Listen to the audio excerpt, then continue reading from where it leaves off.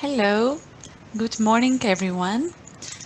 Welcome to the webinar Challenges for Feminist Leadership in Higher Education Institutions, which is organized by two Horizon 2020 projects, Gearing Roles and the Gender Equality Academy. My name is Vasia Madesi. I am the project coordinator of the Gender Equality Academy, and I will present you a few words about the project and today's agenda before we start. So without any further delay, I will just share my screen for starting the presentation. All right. So before we start, what the project is about, what is the challenge that we are trying to tackle? Currently, there are many gender equality programs, projects, and a great gain knowledge in gender analysis and gender equality in general. But it remains rarely appropriated within research projects, while there are large differences among research performing organizations in various countries, and there is a small proportion of researchers and practitioners that are familiar with the theoretical and methodological concepts of gender and feminist scholarship. What the project does is that as an Horizon 2020 project, which develops and implements a high quality capacity building program, it tries to train people on gender equality in research, innovation, and higher education. Our training offer includes in-person training, interactive participatory workshops, interactive webinars, summer schools, an open collaborative online course, which was concluded, but a second version will be launched on 2021, and train the trainer sessions. As you understand, due to the pandemic, at the moment we are only able to offer online training, but we are trying and aiming at highly participatory workshops, even in an online format, and of course, webinars.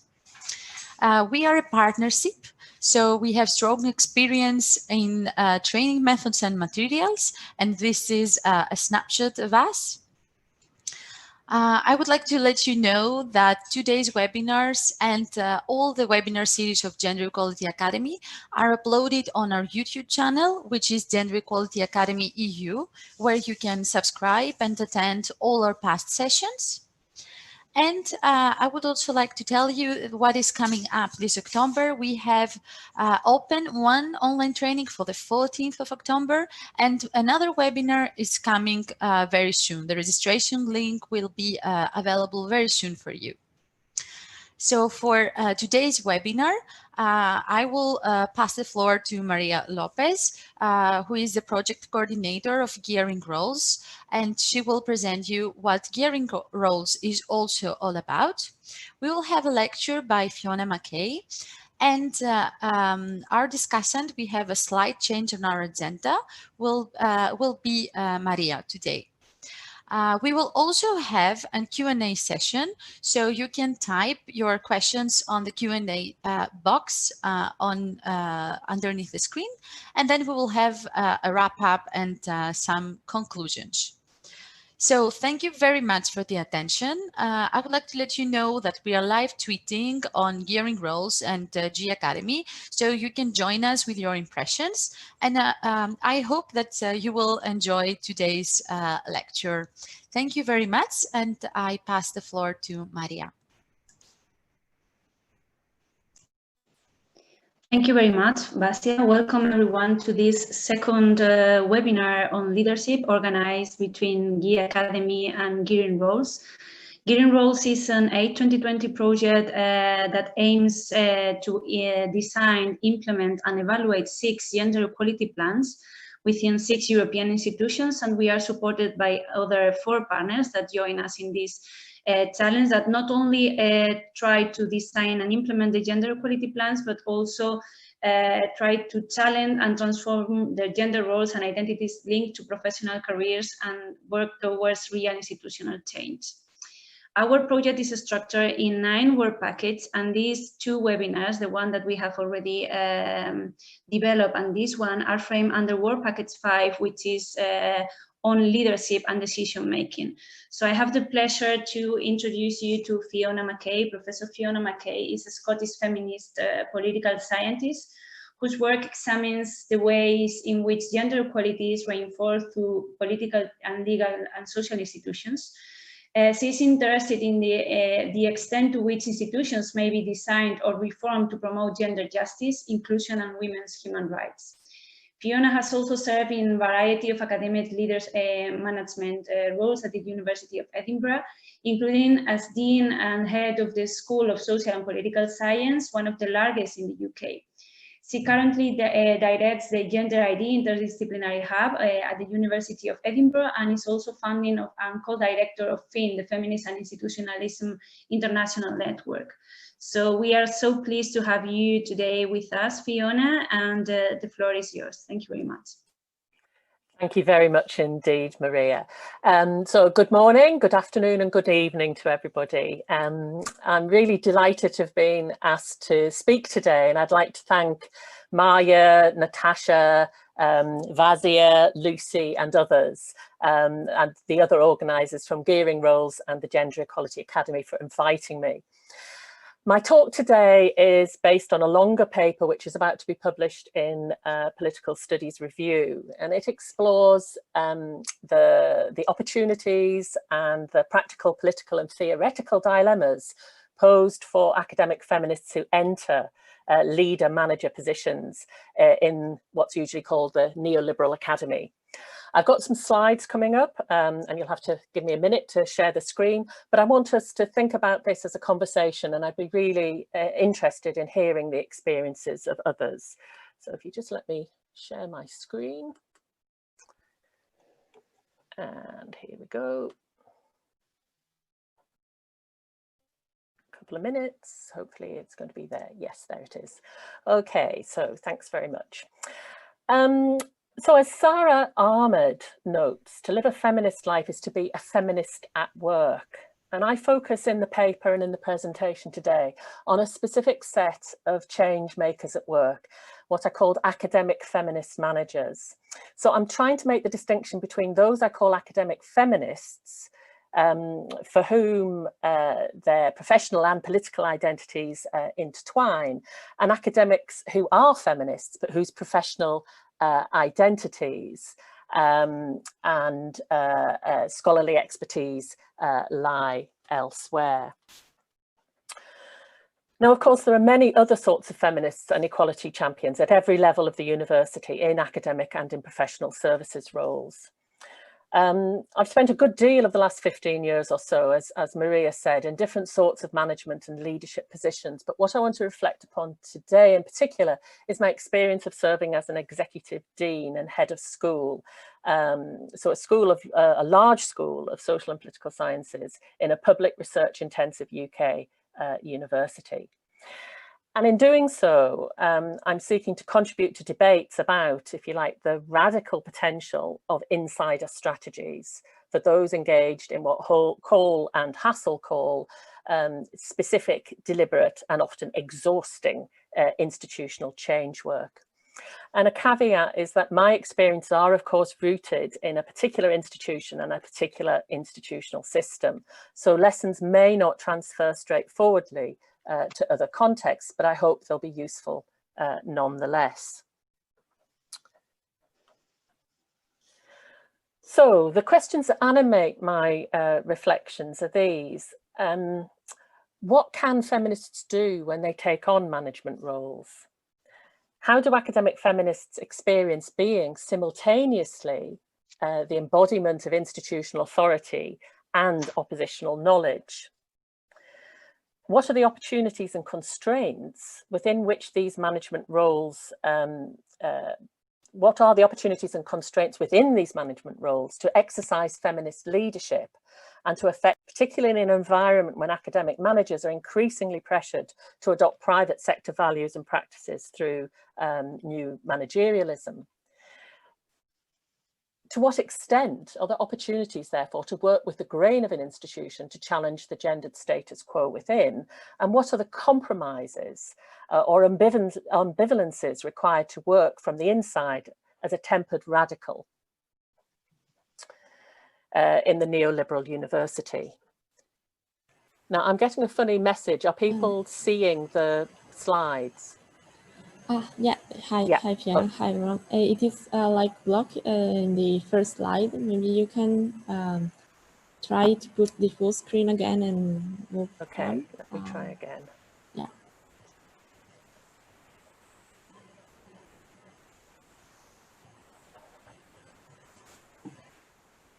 So sorry about this. Is the technology, isn't it? I know that okay, now they're working. Yeah. Now they're working again. Okay, I wonder then if I maybe keep it like this, or let me just go again and see what happens. Sometimes it needs to be typed Yes. So twice. Can people see a slide called "Room" at the top? Yes, we cannot see the full screen, but maybe we can leave them like that if that is not. Okay, so for me it's showing a full screen. Right, okay. Sorry about that. Okay, so I started with an image from the British newspaper, The Guardian's higher education series, 2 VCs On. And it's Valerie Amos, the first Black woman to lead a UK university. She was Vice-Chancellor from 2015 to 2020 of SOAS in London, and is now Master of University College, Oxford. And the second image is of Shira West, who's been Vice-Chancellor at Nottingham University since 2017. In 2020, only 39 of the top 200 universities in the Times Higher Education World University Rankings are run by women. And in the UK, women make up only around 20% of Vice-Chancellors. But the point I'm using it for today is to illustrate that while still rare, women are achieving important leadership roles. At first tier, for example, Vice-Chancellors, presidents, etc. Second tier, so pro-vice-chancellors, and third tier, and that's deans and equivalents, inside universities in both the global north and the global south. And this is taking place across different countries, across different and diverse policy landscapes in terms of gender equality legislation and policies. And these include women with feminist sensibilities. So both Valerie Amos and Shira West consider themselves feminists and are committed to improving equality and diversity. Shira West, in that interview, spoke about her desire for women to keep fighting for top jobs in academia until people no longer expect the title to come with a beard or a tie. So moving on to my next slide. And that's to give some context on gender and management in higher education. Sorry, if you want to try again to move, because it is still to room at the top. Right, have you got context now? Nope. X again, the full screen. We apologize for these technicalities. Right, I can also. It was working before, wasn't it? Yeah. Okay, is that better like that? Yes, now we can see the next slide. Okay, so what I'm going to do is just try and make that as large as possible. But obviously. Okay. Yeah. Right, sorry about that. Okay, so context now. There's a growing body of literature on women in management positions in the university, in the contemporary university. And as a scholar myself of gender in politics, it's clear that many of the barriers and issues are very similar across different fields. So issues such as those of supply and demand and their complex interconnection, of motivations, ambitions or lack of ambition, and the experiences of women in the pipeline. So typically work on women in the second tier or the third tier positions, such as the level where I was situated.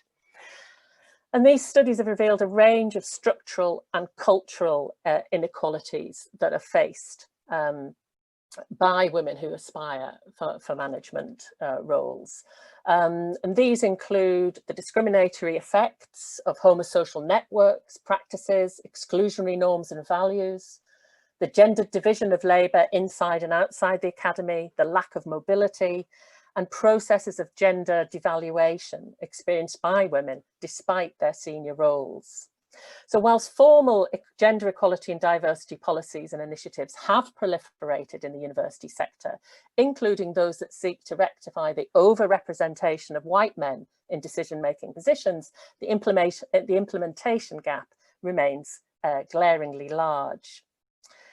And the literature also highlights considerable professional and personal costs and dilemmas for female academics in seeking or undertaking positions of authority and power in universities, where despite formal inclusion, these multiple and systematic barriers remain. However, they also recount opportunities for agency, for ambition, for pleasure, for feelings of efficacy, and of female academic leader managers thriving, sometimes in fact to their own surprise. Now I want to talk a little bit now about why study feminist academic leader managers. And there are actually been rather few studies which focus directly on feminists as manager academics. Now this might reflect a reluctance among academic feminists to research management as a field of practice, or to seek management roles in their institutions, not least because of these long-standing debates in feminism about the extent to which there are opportunities to work with the grain of an institution as outsiders within or tempered radicals without ending up being co-opted, compromised, complicit. Nonetheless, some studies do suggest that feminist academic managers do appear to have the potential to transform their institutions in feminist-inspired ways, using their outsider status to act as change agents, moving beyond gendered traditional forms of collegiality and new managerialist approaches, albeit within significant constraints. So according to the literature, the resources provided by feminist scholarship and practice enable feminist academic managers to develop these critical analyses of trends in higher education. So for example, towards quality assessment and management, performance-based cultures and so on, as well as a range of strategies for resistance, mitigation and change. On the other hand, others caution that the belief that academic feminists can lead differently in the contemporary managerialized global academy is misguided and is a form of what Berlant calls cruel optimism. Right, moving on to the next slide. So the context, if you like, in which we manage neoliberalism, I want to make a note here. So feminist academics, of course, find themselves doing managing in particular sets of cultural, social and economic conditions. And the premise of the neoliberal university is now well established, and these encompass the trends of internationalization, marketization, corporatization, which have seen the increased commodification of education and research. We've seen the intensification of work, the erosion of academic autonomy, and the transformation of students into consumers. And new managerialism reflects these influences and is characterized as the adoption of corporate values and practices from the private sector to the public sector, where it's increasingly displaced more traditional forms of academic leadership. Now, I agree with this. However, I find that monolithic versions of this thesis are unhelpful and they neglect diversity and variability. And what I would argue, as both a feminist academic and somebody who's been a manager, is that it's instead more fruitful to envisage a neoliberalizing rather than a fully formed neoliberal academy. So on the ground, we experience variability and differentiation, which are differences that matter. And not all trends associated with neoliberalism and new managerialism need be inherently unprogressive, including professionalization, accreditation, accountability, quality assurance, and so on. Many of these trends, particularly those that have increased transparency, have been really helpful in easing the entry of marginalized groups and knowledges into the academy, or making visible the low-profile service work typically undertaken by women. And it's also the case that important continuities can be discerned. It's not the case that the old university was inclusive or open. There are important continuities, some progressive, but some exclusionary and paternalistic and colonialist, and yet others with mixed effects. So these, if you like, set the context for the challenges, dilemmas, and opportunities of being an academic feminist leader in the neoliberal academy. Moving on to my next slide. So as Maria said, I'm a feminist political scientist and I work in the fields of political representation, political institutions, and institutional and policy change. I guess I'm something of an accidental academic, having had a 10-year career as a journalist, including managing a news desk, before I went to university. After my undergrad, I then had to sort of think about what I wanted to do. And I went on to do a PhD, at least in part because at the time it seemed you could much better combine work and bringing up a small child as a single parent in academia than you could in the media. Now, some people might be laughing hollowly at this point, but that's how it felt then. And at some point, I morphed into a proactive academic leader. And as Maria has said, I've held a number of academic leader positions of one sort or another. And in 2014, I put myself forward for Dean and Head of the School of Social and Political Science and served a 4-year term. Now, why did I take the role? And I think the short answer is because I was asked. And that's a surprisingly common answer in other instances too. So for example, that's what many women in politics say as well. And I think that points to the importance of proactive recruitment. The longer and messier answer is that I did it for lots of reasons. So some of these relate to my attachment, despite its flaws, to my own greedy institution, the University of Edinburgh, and my feminist commitment.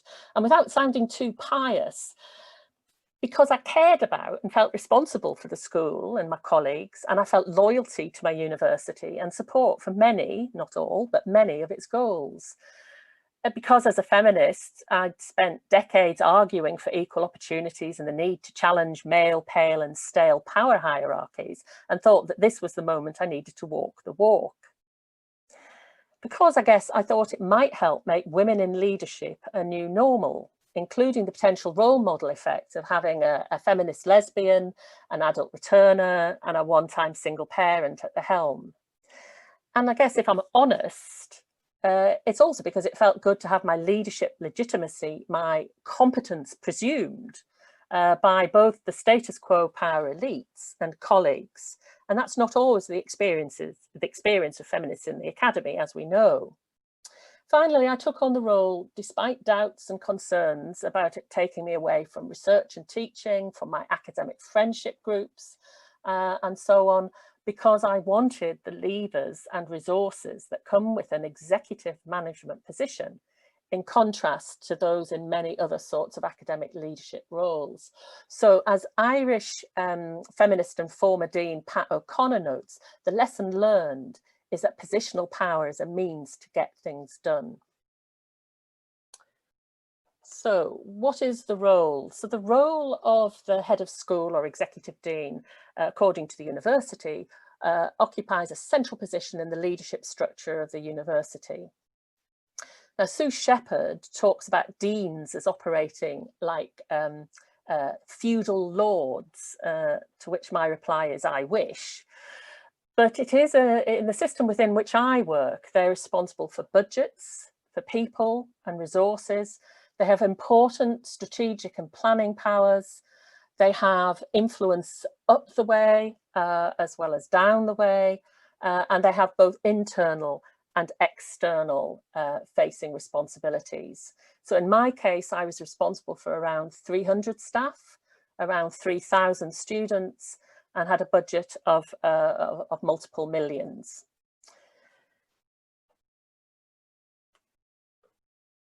So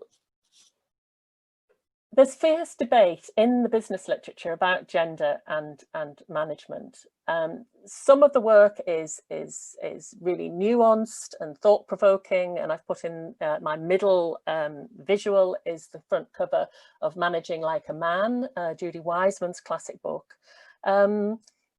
Others, particularly in sort of the popular management literature, are quite dubious and rest on gendered stereotypes, or in the case of Sheryl Sandberg's Lean In, on fixing women. And I don't want to really get into that there, but what I do want to ask is there a feminist style of management? Now, I'm quite skeptical that there's a distinct set of rules comprising a feminist style of management. But I do agree with those that argue that feminist academic practice consists of a disposition, including attentiveness to unequal power relations and social justice, to relationships and boundaries, boundaries of inclusion and exclusion, and attention to forms of marginalisation, and to self-reflection. So therefore, for me, at a minimum, a feminist style of management would attempt to steer clear of control, domination and competitiveness. It would be open to one's own vulnerabilities and limitations. It would seek to use positional power to open up opportunities for other people and endeavour to build shared capacity. So it's apparent to me that there's a considerable overlap between feminist management and the markers of feminist leadership in seeking to hold and exercise power helpfully. My approach is also informed by my work as a feminist political scientist, studying gender reform efforts, particularly during periods of restructuring and institutional change, and the efforts of insider-tempered radicals, so feminist bureaucrats, legislators and jurists who work within existing structures to challenge the gendered status quo despite the perils of co-option and complicity. And tempered radicals is a concept I've found very, very useful. Tempered radicals, according to Meyerson and Scully, are individuals who are committed both to their organisations and to a cause, identity or ideology that's at odds with that dominant institutional culture.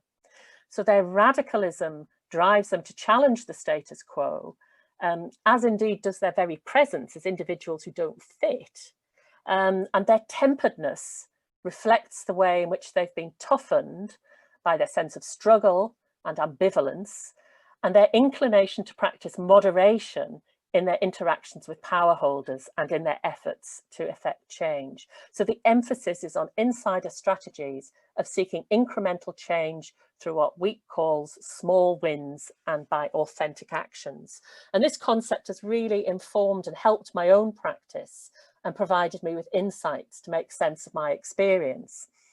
And the approach also resonates, I think, with a recent turning away from what Eschley and Maigusha call the strong co-optation thesis. So this is feminist critiques that deny the possibilities of political agency by, according to Newman, folding the achievements of feminism into accounts of neoliberalism, assuming feminists who pursue institutional change by means of insider strategies, gender equality policies, programs, etc., are somehow seduced or deluded.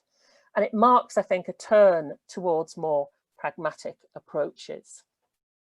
So what I want to do in the rest of my time here is to talk through 4 either lessons or vignettes. Okay, so my first one is about everyday feminism. So everyday feminism and academic management, and the idea about norms and normalizing. So working with colleagues, I've tried to shape, nudge, or affirm the development of an organisational culture that takes values of equality and diversity seriously. And these efforts to normalise feminist values have sometimes taken the form of what Lali Bertie and her colleagues call stealth feminism. So that means that instead of explicitly flagging up each set of arguments or critique as feminist, you instead assume that it's just the normal lens for viewing the world, and you assume everybody else is thinking that way too. I've put in place measures to recognise and value different sorts of academic capital and experience, including through reward, recruitment and promotions processes, as much as school autonomy allows, but there is quite a deal of discretion there. There have been small wins, like, for example, female colleagues being promoted whilst they're on or just returning from maternity leave. The validation of well-rounded promotion cases that recognise service and teaching, and progress that we've made towards closing the professorial gender pay gap through using the neoliberal instrument of benchmarking. What I've tried to do is to make visible and to elevate academic good citizenship, which is so often, as we know, practiced by women, although of course not only by women, and to promote it as a form of leadership. And in so doing, I've been able, to an extent, to redefine the gendered characteristics required of those in positions of authority within the school. I've also worked to try and promote the message that equality's work is for everyone. So, for example, research into Athena Swan, which is a gender equality accreditation scheme for universities in the UK, and there are similar sorts of charter marks in other systems. The research showed that the onerous task, and it is a really onerous task, of preparing submissions for award had disproportionately fallen on junior women, and they were often just expected to do it on top of their day jobs. In our case, what I did was I recruited a senior male professor to lead our submission. He was in fact our top social statistician, and he was an expert on the organisational culture of the European Commission. So I figured he obviously had experience of how to look out at dysfunctional institutions. The labour of all members of the self-assessment scheme, drawn from across different grades and characteristics, academics and professional services staff, was recognised in the work allocation model. What I've tried to do is promote a school culture that values methodological pluralism, interdisciplinarity, co-production of curricula, social justice, and global and local connectedness, all of which flatten hierarchies and help to validate the scholarship and teaching of feminist academics, as well as other critical and engaged scholars. I've given space to and reinforced measured critical responses to and interpretations of the various performance frameworks within which we work in the UK relating to teaching and research. And this is informed by feminist research on the gendered and racialized nature of knowledge making and measurement, and the gendered and racialized assumptions underpinning classifications of academic excellence.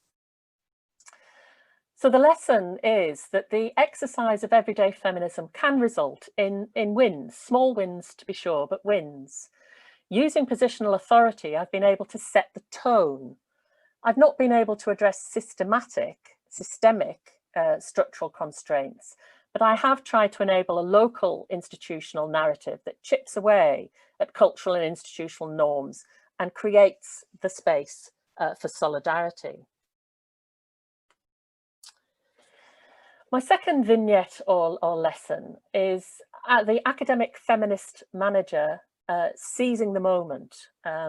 So an academic feminist as manager can utilise her positional power and resources and her institutional knowledge to seize moments of what Jane Mansbridge calls institutional readiness, to move forward, and I've done that in this instance, to move forward feminist education and women, gender and feminist studies scholarship. So this was the case with the development of the university's gender initiative.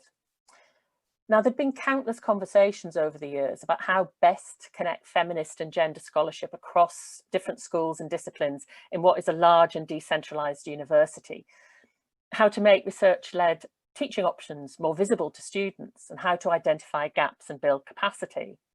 Within my own school, there had been benign neglect, despite well-evidenced cases of the need for further investment. However, in 2014, by strategically aligning with campaign demands of student leaders who are, as a result of being seen more and more as consumers, actually have quite a significant voice in the institution. So by strategically aligning with the campaign demands of student leaders and, if you like, instrumentalising the case for new interdisciplinary gender studies provision, including around graduate attributes and employability, I was able to combine my experience as an academic feminist with my positional power as dean to provide institutional leadership to drive forward the initiative. And this was in contrast to earlier efforts that had foundered without an institutional lead or adequate resources, which is the downside of decentralisation for interdisciplinary and precarious disciplinary fields. So this resulted in new hires, the creation of a successful university-wide introductory interdisciplinary course, the Gender in the Contemporary World, and also the launch of a cross-university virtual hub, Gender Ed, which connects scholars, teachers and students. So the lessons I draw from this is seize the moment, have a proposal in your back pocket. This is an example of using power helpfully by seizing a moment of institutional readiness and using institutional knowledge and levers to make things happen. My third vignette or lesson is of the academic feminist manager as the man. And this relates to an instance in which I probably felt my most conflicted over my responsibilities as an academic manager to ensure compliance with the university's rules around migrant workers and students. So the the UK government has an increasingly hostile policy regime around immigration, and I think that that's well known. Neera Yuval-Davis and her colleagues set out the ways in which recent immigration legislation and policy has shifted the focus from external to internal borders in what she calls everyday bordering. So through technologies of surveillance and monitoring, the government has shifted the onus of checking the immigration status of service users, tenants, employees, students, workers, onto ordinary citizens, onto landlords, hospitals, schools, and employers, including universities. So as a manager, I was legally responsible for ensuring compliance and ensuring compliance in a way that the university interpreted its responsibilities, which at times seemed to be polite, more cumbersome or more stringent than practice elsewhere in the sector. So colleagues objected to the underlying policies of the UK immigration regime and to the requirement that they participate in everyday bordering, for example, through the monitoring of student engagement, through the rolling out of new staff whereabouts reporting. And resistance took several forms, including dissent, resistance, obstruction, and non-compliance. Now, as a head of school, I could ensure there was space for debate and dissent. I could, and I did, represent the views of colleagues to central management, to advocate for workarounds, for light touch implementation, for school discretion. I sought, if you like, to protect and deflect. And along with many heads of school, I kept pressure up on university leaders to continue their own lobbying efforts behind the scenes and therefore not widely known to colleagues, with the Home Office to challenge policy. I mean, personally, I agreed with colleagues' critique and condemnation. However, ultimately, I was responsible for ensuring school compliance, and demonstrably so in the context of a looming audit that would monitor and assess the extent to which the university was fulfilling its legal requirements. So I did have to make clear that I was prepared to take disciplinary action against my colleagues in the last resort. I was frustrated that for some colleagues, political resistance in the abstract trumped or at least obscured the real and material dangers to students and staff that non-compliance would bring. In other words, the loss of the university's highly trusted sponsor status and the summary expulsion of all visa holders. So for me, it was a stressful and isolating time. I felt anxious, beleaguered, alone. I felt estranged from otherwise like-minded colleagues. I was accused of being an agent of the neoliberal university and the racist state. In the retelling, it's clear that in the eyes of many of my colleagues, I had become the man, the embodiment of institutional authority and the symbol of the establishment. So looking back, I think a number of lessons can be drawn. The first is that as an academic manager, there are times when your discretion and your creative workarounds are exhausted. And you must then manage in order to meet organisational imperatives and legal responsibilities. In such circumstances, for me, the concept of tempered radical has been helpful in understanding and navigating the tensions of such dilemmas and for making me hold on to that ethic of ambivalence. It's also the case that, I suppose, with little room for manoeuvre, achieving a least worst outcome is a form of small win. My fourth and last lesson is academic feminist manager as gender stereotype. It took a woman. So I've been struck, not surprised, but struck at the amount of emotional labour that's been required in this management position. There have been strong expectations and therefore considerable burdens in terms of the emotional and pastoral support that I've needed to provide to colleagues across grades and experience. There have been times, I've got to admit, that I've been overwhelmed by the affective load, absorbing the effects of occupational stress, dealing with conflict, anxiety and disappointment. And now this was in marked contrast to the expectations on my male predecessor, who was seen as dynamic and entrepreneurial, but also hands-off and externally focused. And for me, it's evidence, clear evidence of a gendered logic of appropriateness at play.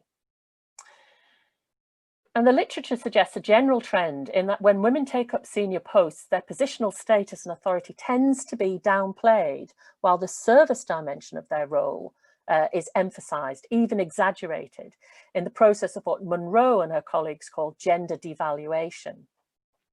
And I found that in conversations with other academic feminist managers, that counterparts have noted the downgrading and subtle dismissal by colleagues of much of their daily work as being uncreative or akin to housework. As the case with other women managers rather, I've struggled to avoid being put in a motherly role. But nonetheless, when hard decisions have been taken, I've encountered reactions that I suspect are powered, at least in part, by a sense of me as a bad mother. On the other hand, I've had to defend my preferred soft, so-called feminized management style of consultation, coaching, and collaboration. I've had to defend it as effective, strategic, and values-based, rather than as weak or a natural disposition. So there have been multiple everyday ways in which I've been brought down to size, and achievements have been minimized through lazy essentialism and gender devaluing. But the following anecdote provides a good example. About halfway through my headship, I was in conversation with a senior and distinguished male professor. "You're doing a great job as dean, Fiona," he said. And I thought he might be referencing some of the initiatives that we'd delivered: investment in professional services and young academic talent, new academic programs, teaching innovations, equality and diversity, research performance. But no. "The cafe," he said, "will be your greatest achievement. And, of course, it took a woman." Now, the creation of the cafe was a hard-fought win and a much-needed addition to the school, but this falling back on gender stereotypes naturalizes the association of women with the provisioning of others. It reduced my strategic vision for a space of community to a disposition, as well as downplay my overall record as a manager leader. I mean, I felt like saying to him, you don't need ovaries to understand the strategic significance of good community and good coffee, but hey.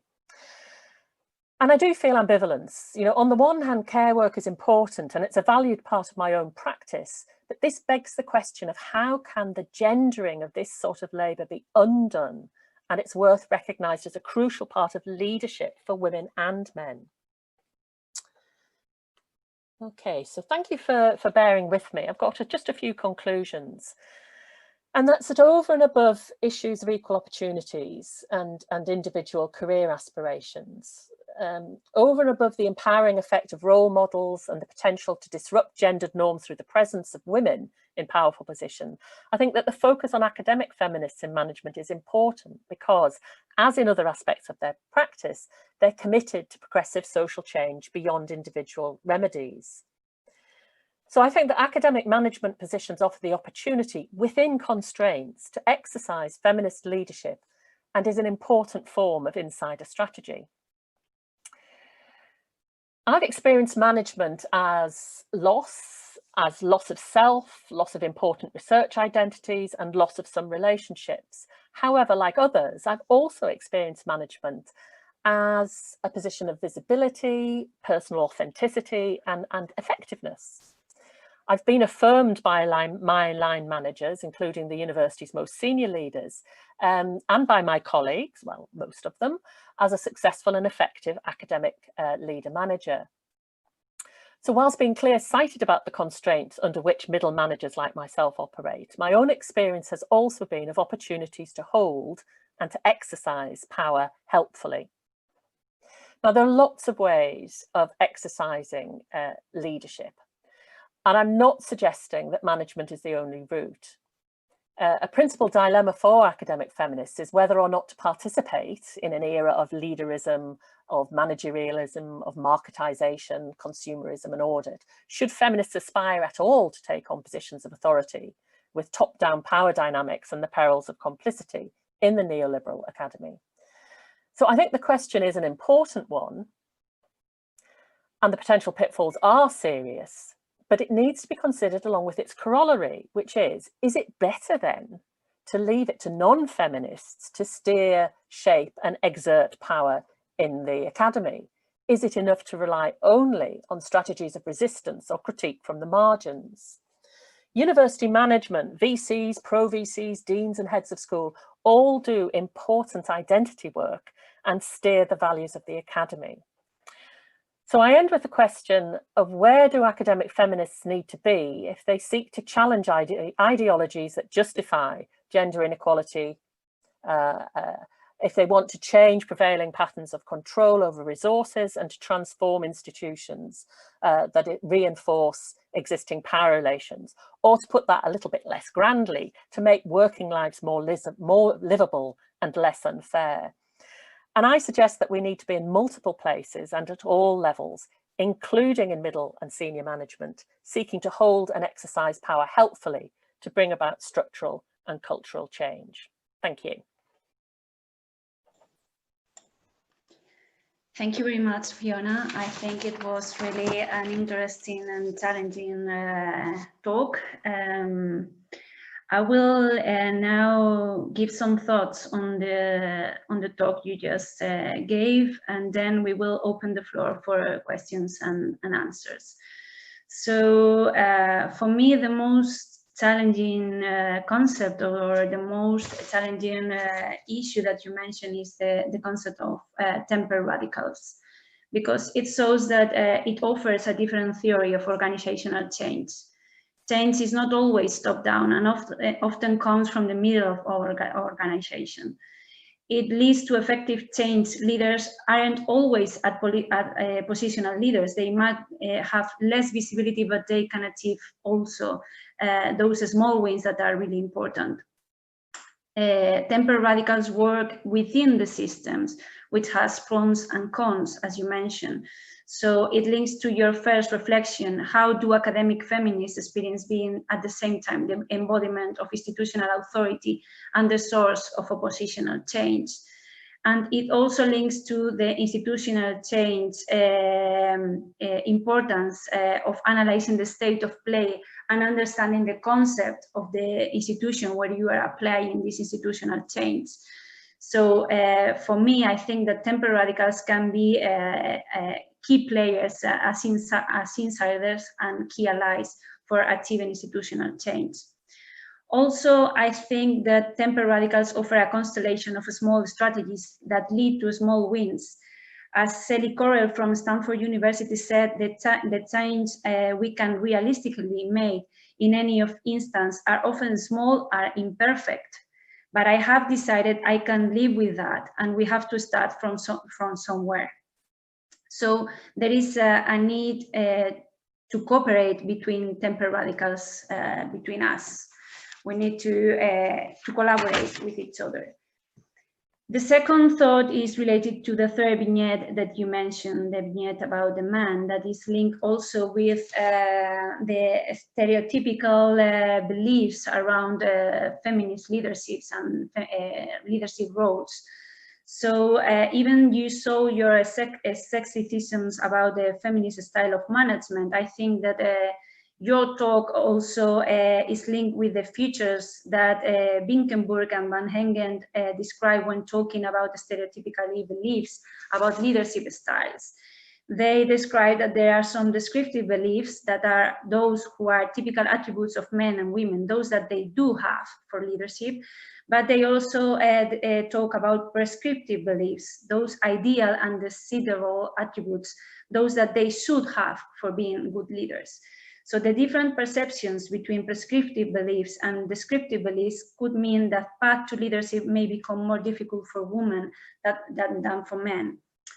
Also, Van Hengen, in her study Gender, Context and Leadership Styles, a field study, argues that female or feminist managers in a men-dominated environment, and higher education institutions are, of course, one of those, are expected to use leadership style that suit the men's world in order to maintain their status.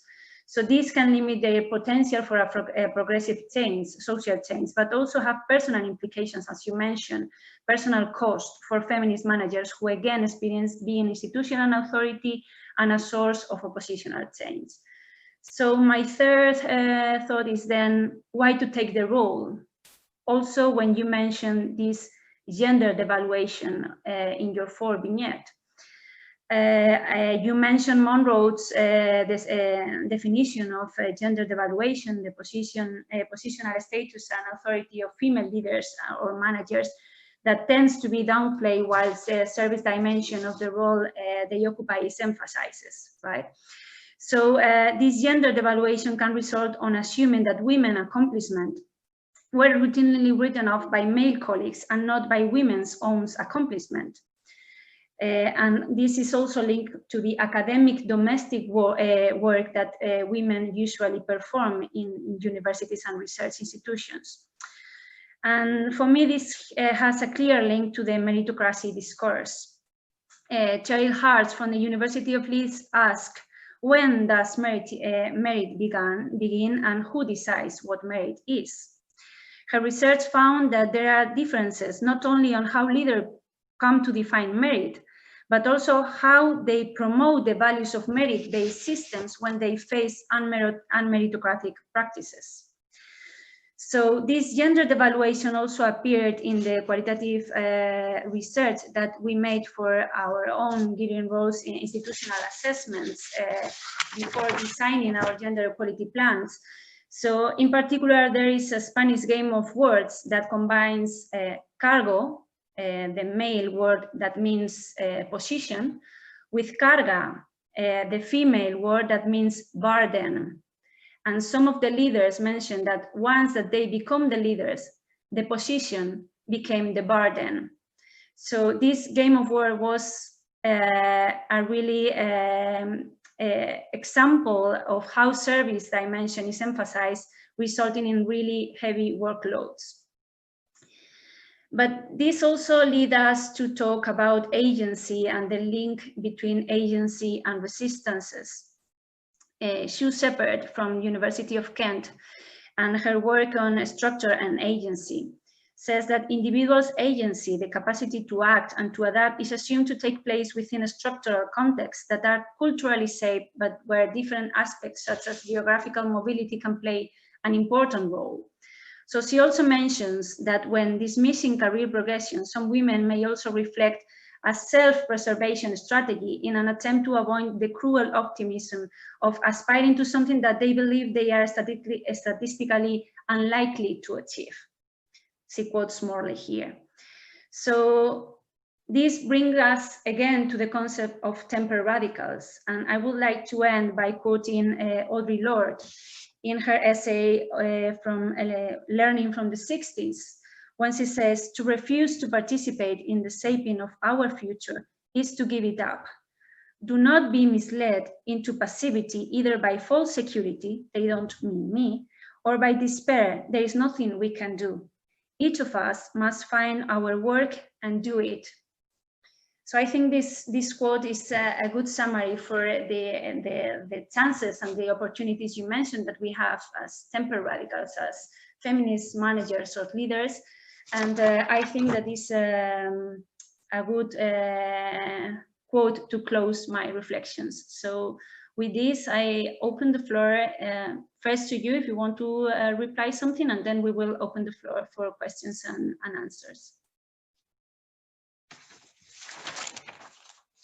Hi, I just wanted to say, Maria, that I really enjoyed your reflections on the piece, and I think that what you do is very much outline some of the key dilemmas, but as you also say, the cost of not participating, the cost of not doing something.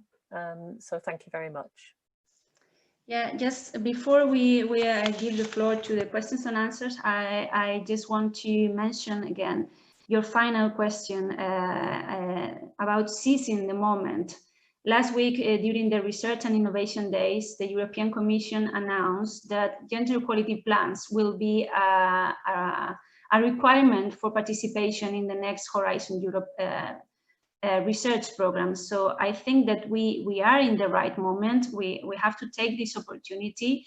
And as you said, is it better to leave it to non-feminists? So I think that we are almost there.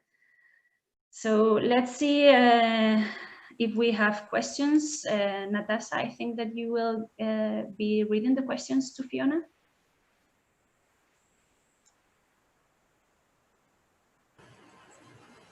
Yeah, first of all, hello to everybody and good morning also from my side. My name is Natasha Sega and I am part of the G Academy Consortium with Smart Venice. Okay, so we have already some good questions from our attendees. I will read the first one from Dawn Bonfield. So she asked if would the term gender devaluation apply to my own engineering sector, where women try not to be seen as women, but only as engineers, and then they devalue their gendered input to engineering to detrimental effect? It's a very good question. I wonder, Natasha, if you want to gather up a few of them. Yeah, sure. And then I'll have a go. Then we have a question from Lucy. First of all, thanks you for your wonderful and reflexive presentation. And she tells that they are currently designing the training on leadership for women and mid-management and senior management levels in university. And she asked, from your extensive experience, what would be your advice to a woman considering taking on a senior management role in her institution? And I would close this first session of question with a question from Lena that asks, how can feministic leadership be executed without second and third tier leadership position and without an official gender equality policy in a university where women make a majority? I will start with these three very intense questions and then we can move on. They're very, thank you very much. They're fantastic questions. And I think I'd also like, if possible, to hear a response from the people who've asked the question after I've done that.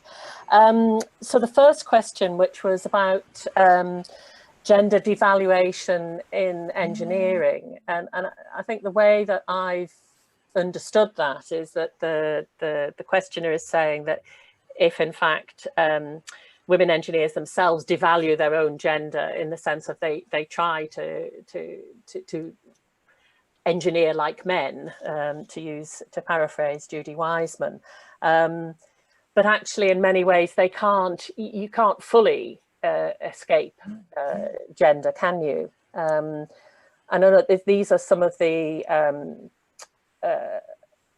I just think some of the main issues in things like engineering, even the same behavior and the same practices and the same achievements will be viewed differently if you're a man or you're a woman. So you can behave like a man, but even so, your performance will be judged in a different way to a similarly situated man in those sorts of processes of gender devaluation.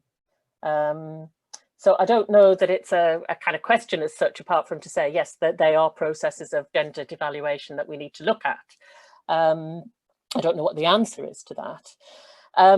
Moving on to Lucy's question about what advice would I give to somebody that was thinking about taking on a sort of significant management role.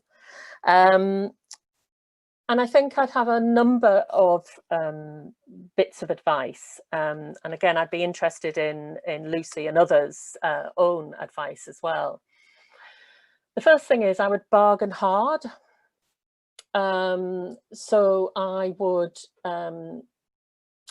be sure that you have taken on board the fact that they are very demanding roles, and I would not undersell myself, and I would make sure that there was support in place, and that also in the kind of situation I'm in, where I served in that management role but wanted to go back to active research, that there are resources in place for you to do that as well. So I would, that's what I would do. I would bargain hard, not undersell yourself, be confident about your worth. Secondly, I would look for other sorts of support. So I have always found that I've had very, very good mentors, and I've had mentors in terms of people who are more experienced than me, but at the same level, as well as senior mentors. And I always try and also get somebody that will mentor me from below, if you like. So more junior people, trying to keep, you know, my feet to the fire. So have lots of support in place. If necessary, through your networks, people who are doing a similar job in a different institution, because there'll be times when you just can't share what you're going through with anybody else that's in the institution. And one of the losses, if you like, is often you're cut off from your academic friendship circles, because you can't go to them and go, oh, guess what the vice principal did today, or whatever. You've got to keep things to yourself.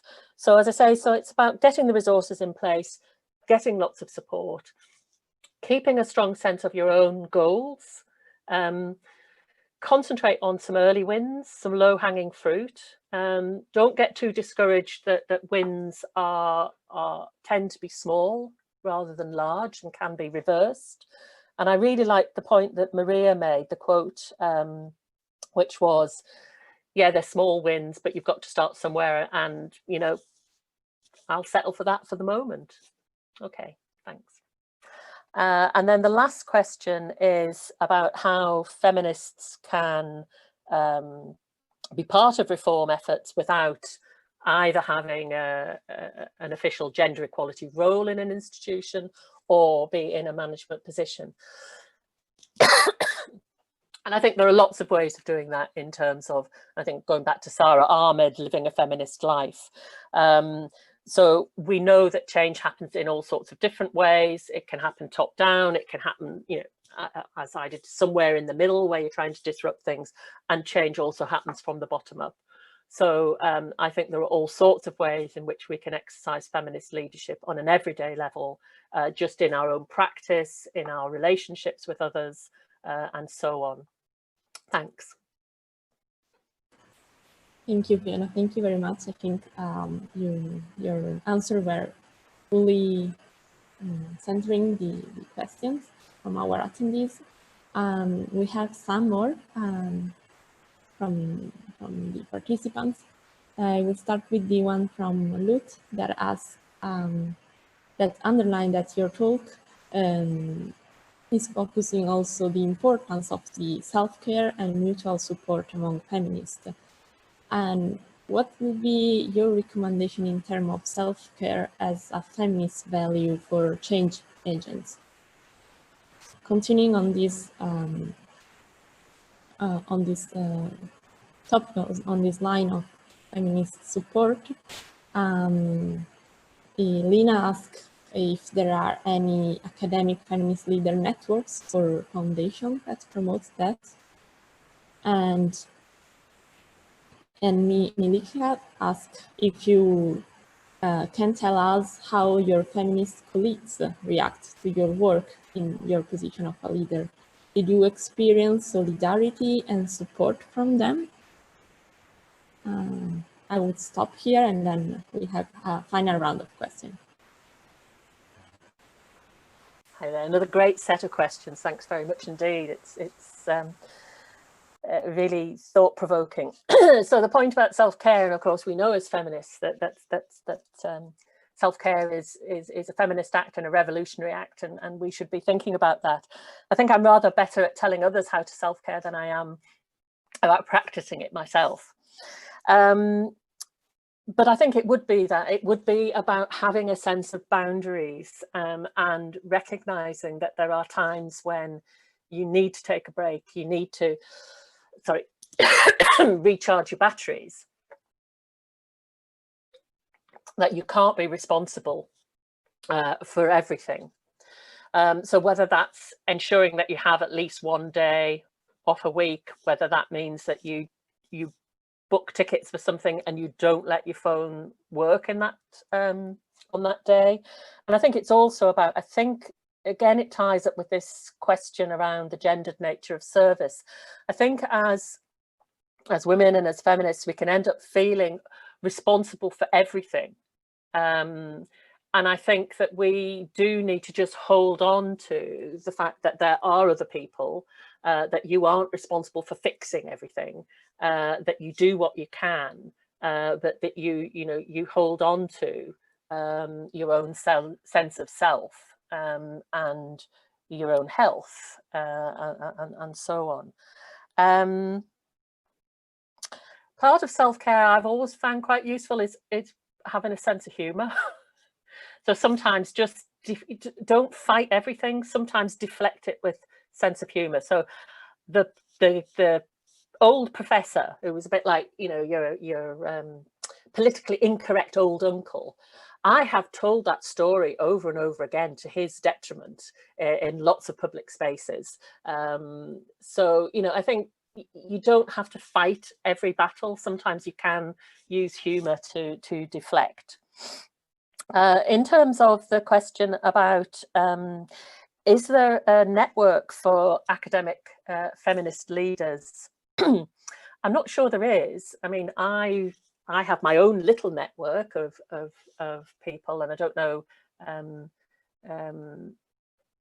I don't think there is one. I think it would be great as more feminists are considering this as a form of activism, for there to be some kind of network in place. And certainly when I've had these conversations with people, I've been part of a project with University of Edinburgh and Ambedkar University in Delhi. And one of the things is that I've ended up having a great relationship with the Dean of Human Sciences there, who's also a feminist. And we've written a little north-south conversation and things, but being able to just share those experiences, being able to feel like let your guard down and speak in less diplomatic terms about what you're experiencing is incredibly helpful. And in fact, it was Krishna Menon who talked about her work being viewed as housework, uncreative housework by others. And then the final question about how have I found my feminist colleagues and how do they react? And I think that there are a variety of responses, and I think that those responses also match on to, if you like, the variety of perspectives that feminists come from, and indeed their own views of whether you should engage with the neoliberal academy, whether they are attentive to the kinds of compromises that are made in terms of a tempered radical strategy. So I've had both support and lack of support. I've had some fantastic support, but I've also had feminist colleagues who I think would hold me to a much higher standard than they would hold anybody else. Feminist colleagues who I think have been very disappointed in me.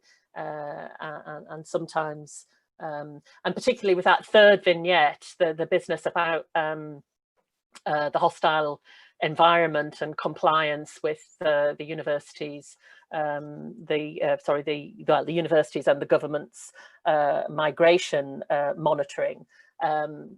Yes, I didn't have many feminist friends in that particular time. So yes, so I think some solidarity and some not, and it's to be expected. But I've also had feminist colleagues on both the professional services side and the academic side who have said that they have seen me as a role model, and it has made them feel that they want to do something as a result of seeing me there. And I'm always willing to say I'm wrong. And I think that goes back to the feminist thing. I think you've got to be kind of quite careful, in terms of showing vulnerability. But I've always been of the view that I am working with incredibly intelligent people, and why I would think that I had the answer. So I've tried to have a management style that's about coaching and collaboration and co-production, whilst also being aware that the buck stops with me. Thanks. Thank you very much, really. So let's proceed. We have so many questions. I hope we will manage to answer all of them. So let's start again from the one from Leila that asks, how can we prevent the depoliticization of feminist leadership principles once they enter in institution? In her experience, once these concepts enter institution, they become aligned to the framework and agendas already driving that institution. They become diluted or codified, reduced to competency frameworks and lose their fit.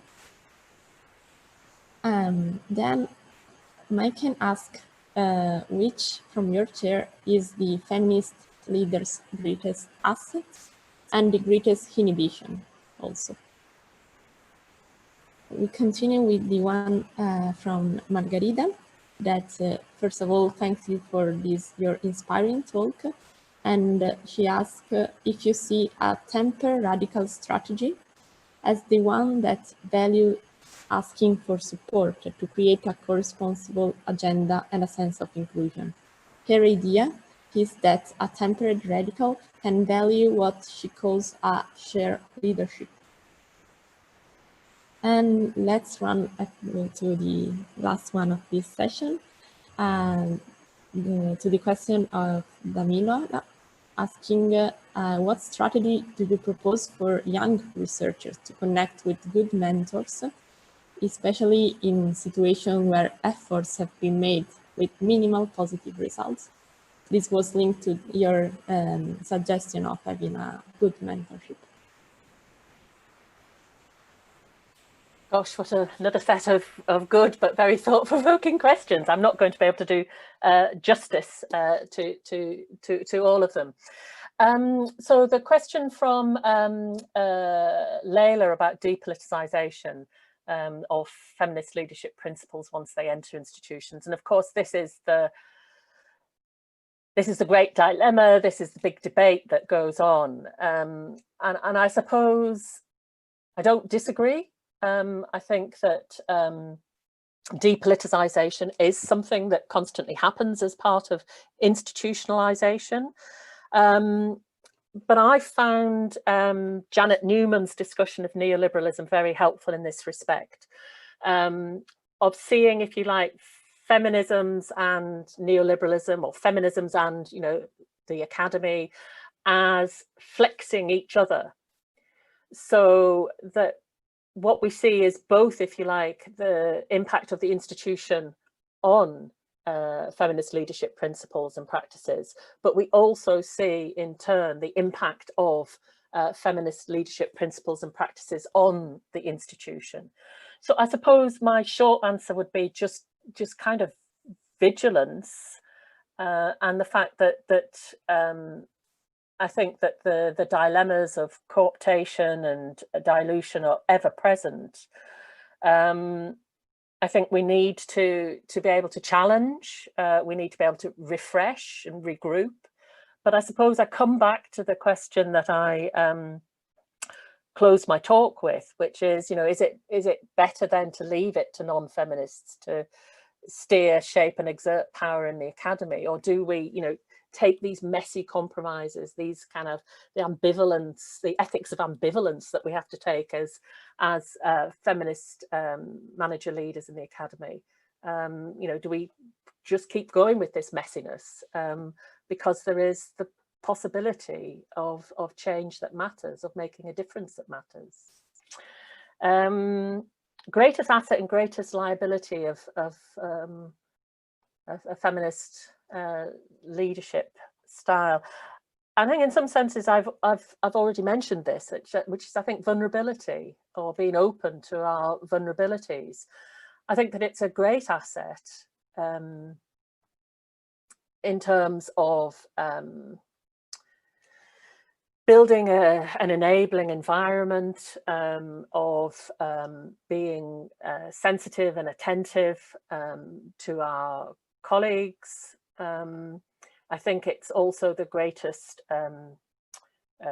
shortfall or liability, in that I think that vulnerability can sometimes be interpreted, particularly managers, leaders higher up the hierarchy, as being somehow a sign of weakness. And there is a great, so I think there's a kind of dichotomy in that, or a contradiction rather, in that there's a lot of lip service paid to more emotionally intelligent forms of management and leadership, and I put feminist leadership style in there, whilst also holding on to, you know, the very, very strong pull of muscular leadership. And certainly I was given a management coach at one stage to do a 360-degree review, and most of it was positive, but one of it was that I was too consultative, and you know, I needed, on this matrix of leadership styles, I needed to move out of the consultative model into the directive part of the matrix. And you had to argue that actually that wasn't an effective style of leadership or management, particularly in a university with knowledge workers. So, I mean, yeah, so I think vulnerability and openness are both a strength and a weakness. And then finally, the no, not finally, the next one about the kind of links between a tempered radical strategy and a kind of shared leadership model. And I think the two do work together very well. I don't know whether in the kind of original formulation of the tempered radical by Meyerson and Scully, whether that would necessarily follow. Perhaps you need to have that kind of the feminist bridge, that you would bring those two together. So yes, I do see a lot of resonance and attractiveness in that model. And then finally, the strategy for young researchers to get good mentors. So I think the thing to remember is that you don't always have to have a mentor in your own institution. I think you should call upon senior women. Now that rolls back a bit on my self-care point earlier on. I think as senior women, you are responsible, you have a responsibility when there are so few of you to do what you can in terms of mentoring, sponsoring and so on. But I think also you can find through feminist networks, so things like, you know, the European Conference on Politics and Gender, as a case in point, you will find the opportunity for cross-institutional mentorship there. And I think that that's what you should do. And having more than one mentor, having a feminist mentor, but also if you can find a powerful male ally as well, then that's what you should do. Then you manage them. You are proactive with them. You have a short agenda, and you manage them. Okay.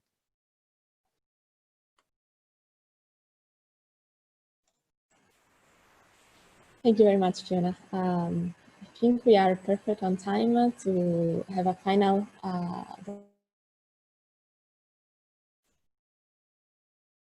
Thank you very much for your comprehensive answers.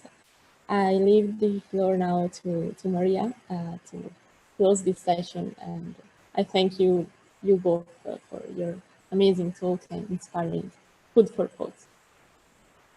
Thank you very much, Natasha. Just some final words to close this session and to summarize what we have been discussing. I would say that first, the importance of seizing the moment. As we mentioned, we have some advantages in the moment we are living now with this announcement from the European Commission, but we can not ignore some also difficulties that we have ahead. We can think about the case of Hungary or Poland, where anti-feminism discourses are coming out, and anti-feminism policies even. So we have to seize the moment and go through the second point, which is exercise the power helpfully. So we need to build alliances between different feminist leaders, between different temper radicals, who can be formal leaders, who can be senior leaders, but can be also middle managers, and people who think out of the box, who are exercising the everyday leadership. I took one of Fiona's advice. Look for support. So let's support each other. Let's bet for academic care and care each other.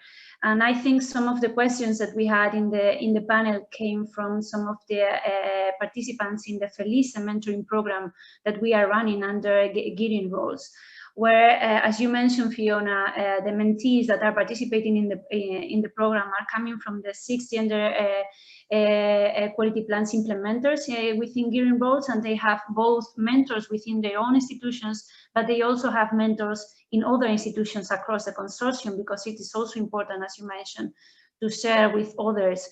So I think this is an important point, to have a good mentor and to look for support. Also, I like the idea of using humor, because we had a training on resistances also led by GE Academy with Gearing Roles, and humor emerged not only as a tool, but also as a huge resistance when sexist humor is used to devaluate the feminist discourse at the institutions. So I think that we have to work on humor to foster humor as a tool, but also to beat the resistance. And I will end by calling for collaboration among us. There are some participants from other sister projects on structural change across Europe, but also with other feminist activists in other fields of knowledge, not only necessarily involved in leadership or in sister projects. Let's build alliances and let's work together to achieve the change. So thank you very much, Fiona. It was a pleasure to have you here, and thank you all for your participation, for your challenging questions, and we will see you around. Thank you very much. Thank you very much indeed. Thank you, everybody.